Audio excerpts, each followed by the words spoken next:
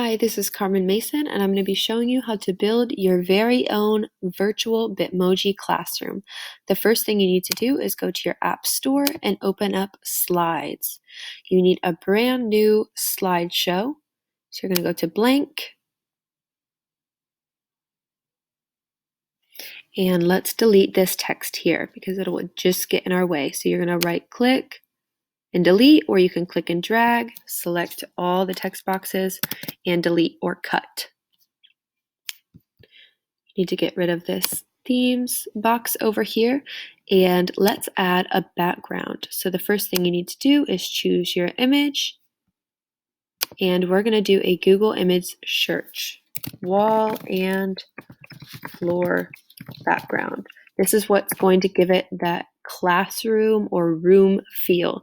You can choose endless options. I'm going to go with this gray one here and insert. Press done to apply it to your theme. Now this is our room, or our Google Slides classroom. Now here's where the fun begins. We can start by adding our images by going to Insert Image and search the web. That's going to bring up a Google search on the right-hand side, and you can type in anything you want. We're going to search for a whiteboard first, and before you press search, you need to type in the letters PNG. This means that it's going to bring up a transparent background or no white behind the image. You're going to press the one you want and insert. Go ahead and resize it to the size that you want. Drag it to where you want it to be. There you are. Now what you can do is insert, and let's say that you don't want to be limited by the search that they have over here on the right hand side, or you can't find an image that has a PNG. So this search bar can often be very limited. So we're going to exit out of that, and we're going to go to an actual Google search. And let's say you want to insert a couch to make your classroom comfy. Couch. And this time we aren't going to type in PNG. We're just going to hit enter. And we're going to find a cute and trendy couch under images. And you can scroll until you find one that you like. I like this one, this first one here. You're going to right click, save image as. And we're going to save it as couch for our classroom. Save. And now I'm going to show you how to get rid of this white background that shows up in the photos. So there's this white background here. You're going to open up a new tab and go to